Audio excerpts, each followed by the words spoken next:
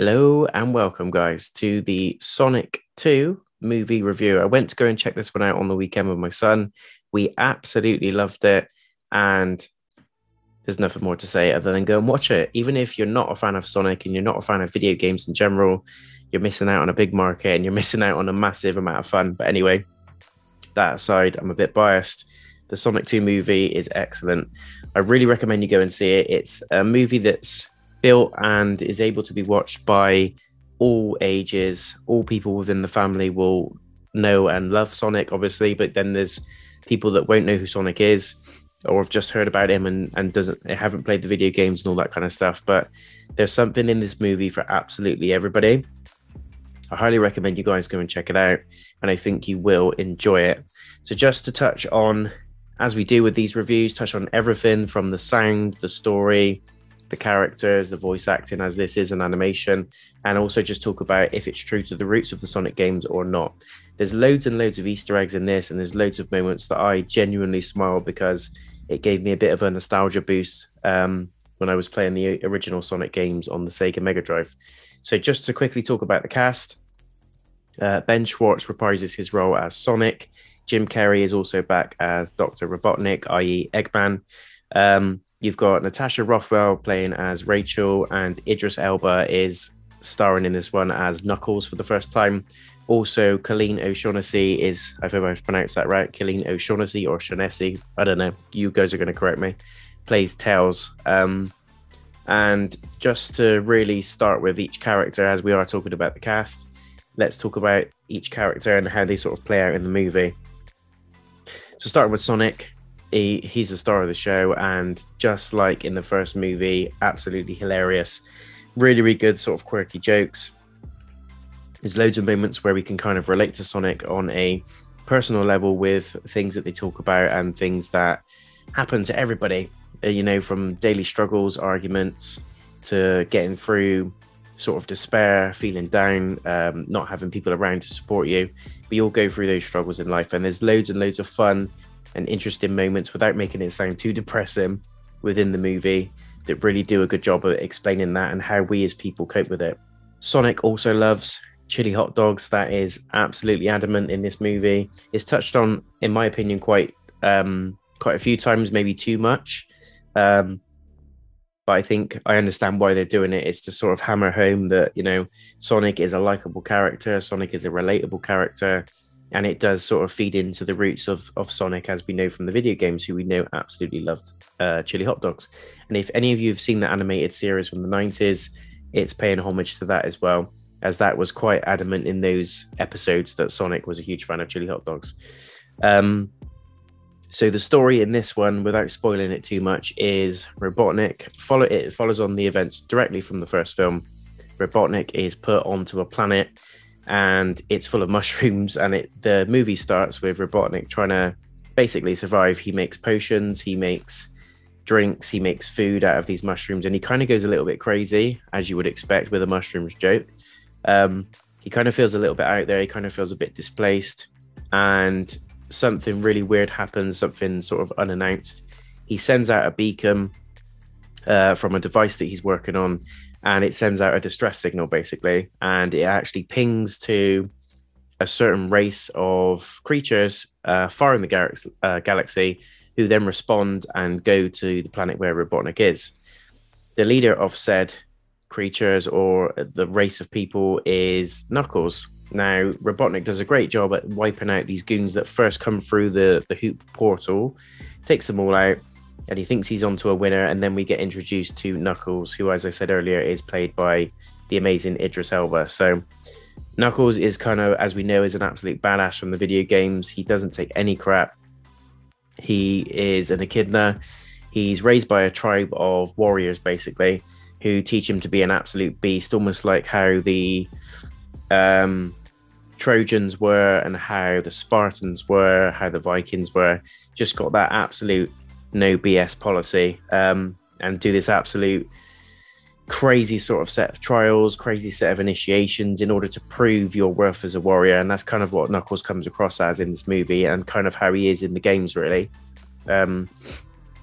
It does pay true homage to how Knuckles is and how he's raised, and it does nod to, I won't spoil it too much, about his family, and how that ties into why he's present in this movie.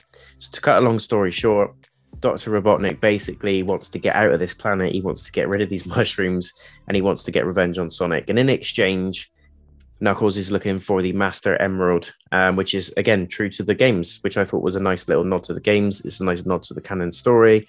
And they kind of have a bit of an exchange, but then they agree that Knuckles could serve Robotnik because he's a badass. He's got these powers. He can use him to take down Sonic. And in exchange, he's going to take Knuckles to the Master Emerald through Sonic. The key is Sonic, and they both need Sonic for whatever reason. So they both work together to go and try and take him down, basically. They jump through the time hoop. That is the end of that. And then it kind of cuts to Sonic, what he's doing, which is basically nothing. He just has house parties when his parents are away, getting married or visiting a friend's wedding. And he just goes crazy. Him and the dog are sort of throwing bubbles around, they're dancing, they're eating popcorn, they're just going crazy as people do. And it's kind of like a homage joke to anyone that's had a free house with no parents in it, which I've been in that situation when I've been at school. Parents are away for the weekend, you invite everyone that you know over, and then it just never goes well. But there's loads of sort of in jokes within that as well about hiding on face cam and trying to disguise the fact that there's a party going on. In between all of this, they manage to get hold of Sonic. They disrupt the party, basically, or disrupt his time at home. In between all of that, in the background, Tails is trying to track down Sonic. And the reason why Tails is doing that is because he knows that Knuckles is coming for him, and he knows he's going to be in trouble. So he follows his device to where Sonic is located in order to warn him and to say that Knuckles is after him. He gets there too late. Knuckles is already there. He busts through the house with Robotnik. Robotnik introduces Knuckles and says, you know, this is your end. He's going to be the end of you. He's more powerful than you. Sonic kind of doesn't believe it because at this point he's not really had a challenge, and everything Robotnik says is normally a lie, and it's normally far-fetched, and Sonic normally, as we know, overcomes anything that he throws at him.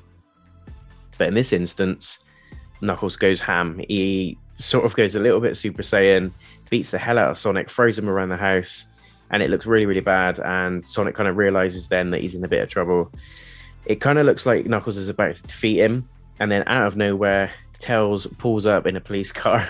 He just robs it from somewhere and manages to bail Sonic out. As they're driving away, Knuckles is chasing down the car, almost like T-1000 Terminator 2 style.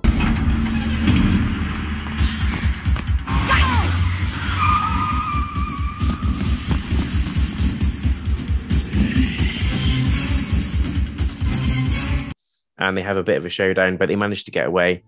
The whole movie basically is about Knuckles trying to obtain the Master Emerald to return it to his village. He feels that's his destiny and that's his purpose.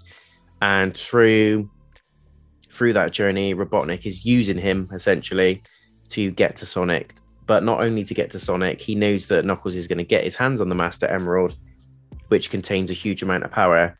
There's been apparently an eternal war between the Owls and the Echidnas, and the Echidnas have been trying to keep the Master Emerald for themselves, for their tribe, and for the development of their people and their technology. And the Owls essentially are trying to keep it away from anybody because their fear is that if someone gets hold of it, the power is going to be used to the wrong means and, you know, disaster, basically.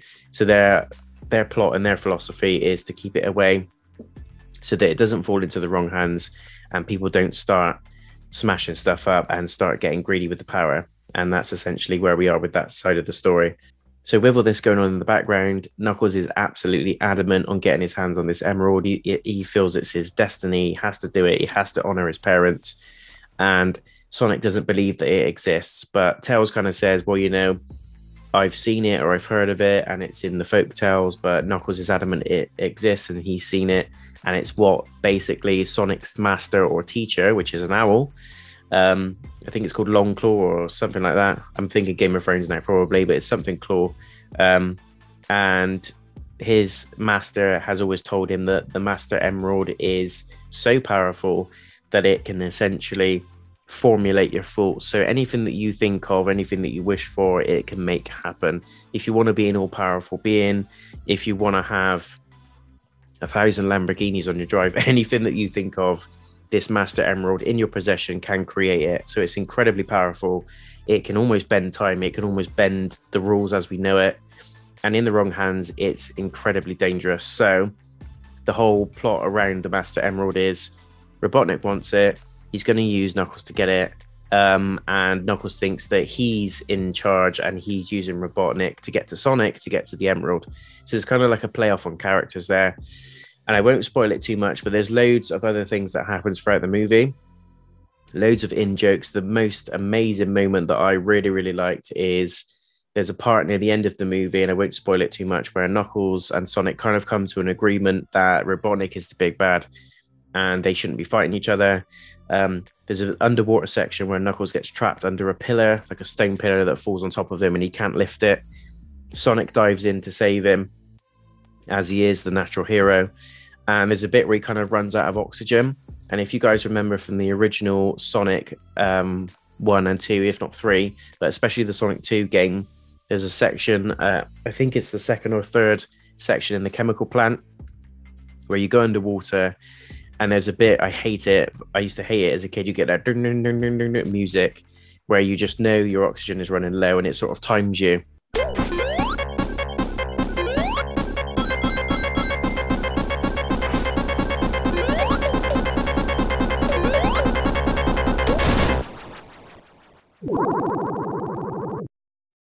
And you have to either get to above ground, above water to get oxygen, or there's these tiny little air bubbles that float up at the bottom of the screen. And if you jump and almost double jump into the bubble, it will absorb the oxygen and Sonic will swallow it and basically give him a little bit more time to get his head above water. This happens in the movie and I really, really liked it. There's a little bit where a bubble just sort of floats past his head. He can sense that he's running out of oxygen and he looks at the bubble, kind of gives it a weird little look as if to say, like, I know what to do with this because I've done it before, i.e. the video game. And he sucks the bubble and gains a bit more oxygen. You also get a nice little pop sound. You get a nice little, that sound you get from the video game when you absorb the bubble, that is in the movie as well.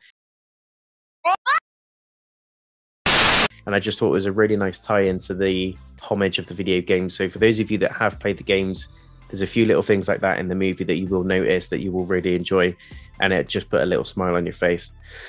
Going back to the plot of the story, so all in all, it culminates with Robotnik trying to get the crystal, Knuckles trying to get the crystal, but they're trying to get the crystal for different reasons. Sonic doesn't believe it exists, but then he sees it, and the whole gist of the story is that whole thing of, even if you come from different backgrounds, sometimes sticking together and putting your heads together is the right thing to do. It also makes you see sense, and it also makes you see what the actual problem is, i.e. Robotnik / Eggman. Not, again, spoiling too much, but towards the end of the movie, Robotnik gets hold of the Master Emerald because Knuckles and Sonic are battling in kind of like a Goku and Frieza type battle. They're both going crazy. They're both shooting powers at each other. In the background, Robotnik's kind of tiptoeing towards where the Master Emerald is in the background, as it is with all the movies that we've seen before. The heroes and the guys that are supposed to be intelligent are fighting amongst themselves, and the big bad so kind of sneaks in and just swipes away the whole thing and then ruins the whole dynamic for the heroes. And that's essentially what Robotnik does. He gets his hands on the emerald and then he just goes absolutely insane. He gains an insane amount of power. He manages to escape from the cave where the emerald is held, or the temple, which is where the underwater section that I was referring to just now, where the bubble comes from, where Knuckles gets trapped. But eventually the heroes get away, and the main mission then is to notify the parents of Sonic. So they go through a portal where the wedding is. There's a fun little section, and hats off to the actress who played the Rachel's sister, I think it is, or Rachel's best friend. She was absolutely hilarious. She was coming out with all these one-liners leading into movies that we've seen before, like Bridesmaids.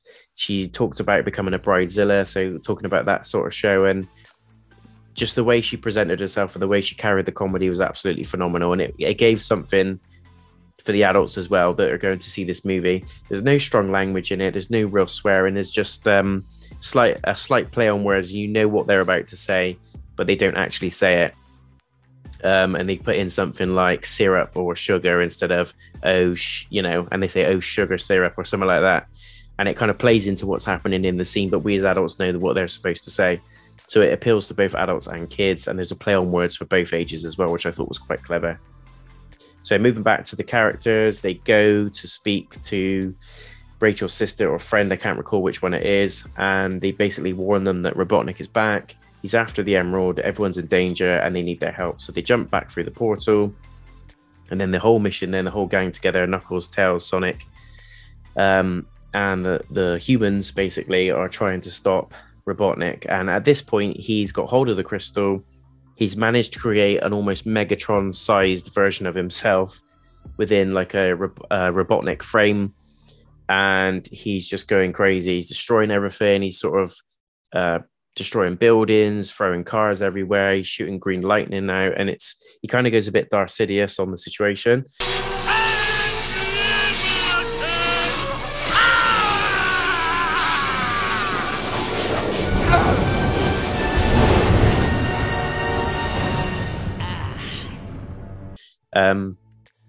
And we cut back to the heroes, and they're all basically joining forces, linking together to take out Robotnik. Spoiler, just as a spoiler now, something happens at the end of the movie, which I'm about to talk about. And if you don't want to know, just skip forward about 5 minutes. But if you do, hang around. I thought it was absolutely amazing. And in a nutshell, Knuckles gets slapped a little bit. Tails gets absolutely battered. He turns up in the plane, which is an amazing little homage to the games as well. If you remember from the title screen, in some of the levels, Tails is flying the plane, the exact same plane is used in the movie, which I thought was a nice touch. And Sonic's getting beaten up by the big Megatron Robotnik. Tails gets his plane slapped to pieces. He gets like smacked out of the scene. And Knuckles is sort of trying to look for an opening to run in and try and do some damage. But again, he's not doing very well either. So it's looking pretty bad for the heroes. There's a section where, this is where the spoiler's coming in now. There's a section where Sonic kind of jumps in and tries to help the humans because they're all hid behind this pillar. This massive building or car or something is about to fall on their head. And Sonic kind of puts his hands around them and says, oh, I'm glad you guys are here with me. You've been there from the beginning, and it kind of does like a little hope, love conquers all type of feeling. And the pillar just falls. But as the pillar falls, you notice that there's chaos emeralds around Sonic or in, I think, one of the humans' pockets or something like that. And they start spinning. I knew straight away what was going to happen. And then it cuts to Robotnik kind of having a moment, enjoying himself. Ha ha ha! I've killed Sonic. I'm the leader of the world. All that kind of stuff. Nobody could stop me. And in true amazing fashion, and how they delivered it was absolutely fantastic. I loved it. Sonic just kind of bursts out the ground. He's covered in gold. He's got that Super Saiyan gold aura, and he becomes Gold Sonic basically, which, as we know from the video games, is like the Super Saiyan version of Sonic.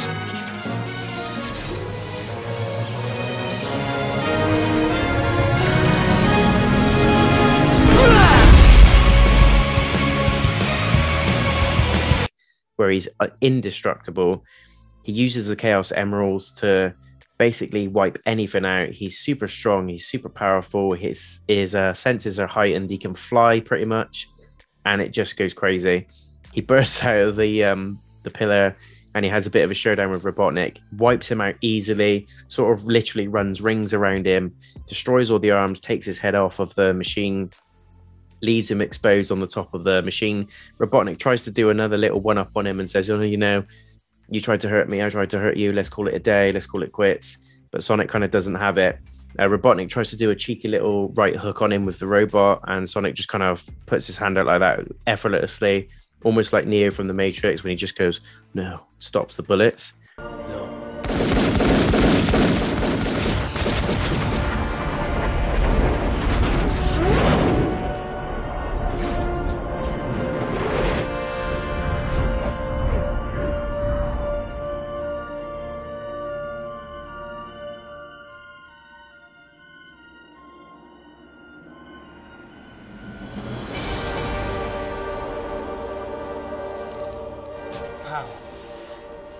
He is the one.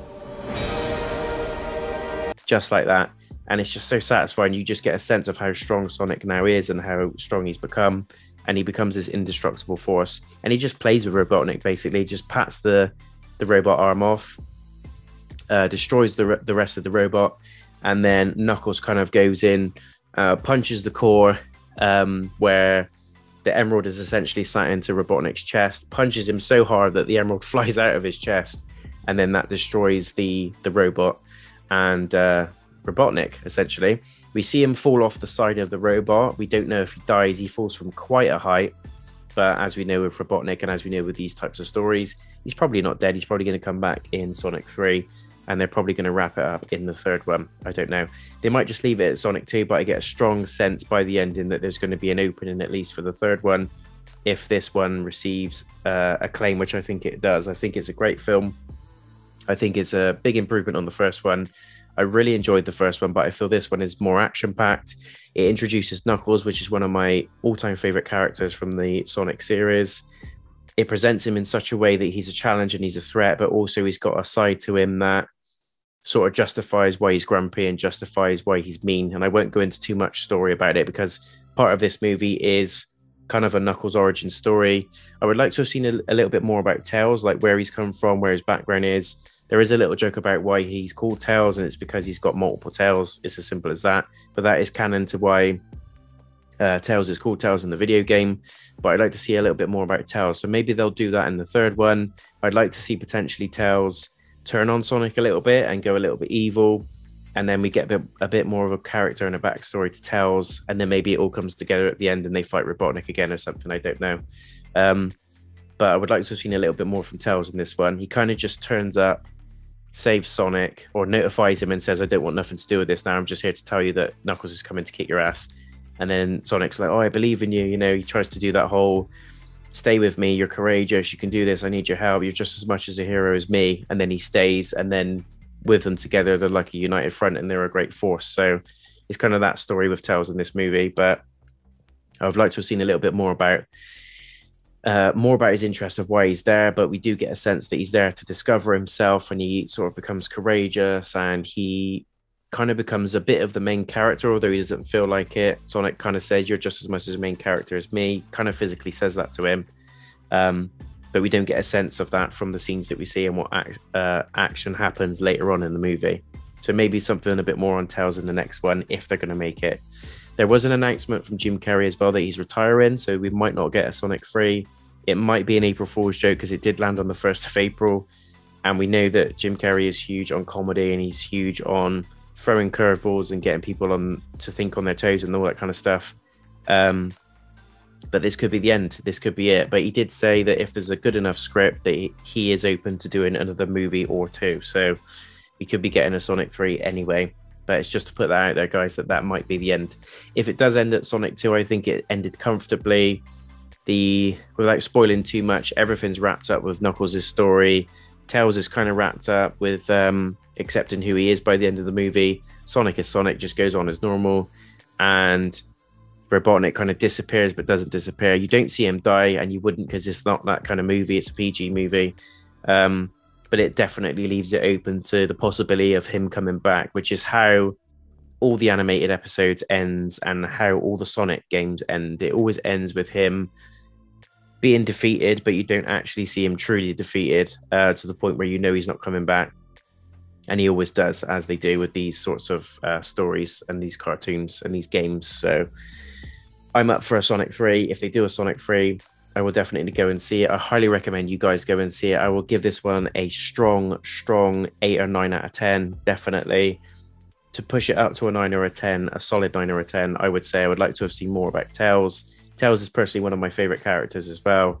I always used to play as him in the video games, only because he was the character that was able to fly. And on Sonic 3, whoever played as Sonic, you could sort of pick them up and carry them through most of the level, which I really enjoyed doing. And that's just something that I've always grown up knowing and doing. So maybe something a bit more from Tails in the next one, maybe. And I would like to have seen something from Tails in this one. But other than that, the voice acting was great. Idris Elba was phenomenal as Knuckles. And Tails was great. I thought Tails was sort of played by the same actor as the lady that plays Bart Simpson, Nancy Cartwright. It sounded identical, and I thought, is that Nancy Cartwright? But it's just that playoff in voice and that playoff in tone and style. It sounded almost the same, and I thought it suits Tails to the T. It's kind of playful, it's young, he's still learning the ropes, he's still making mistakes, he's adventurous, he's got that sort of hope within his voice, and it came across really, really well.